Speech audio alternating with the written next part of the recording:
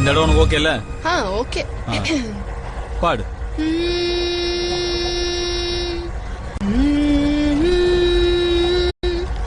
தெய்வீகராகம் தெவிட்டாத பால் கேட்டாலே போதும். போதும். நீ பாடுறது உனக்கு கேக்குதா? നന്നായിട്ട് കേൾക്കുന്നുണ്ടല്ലോ.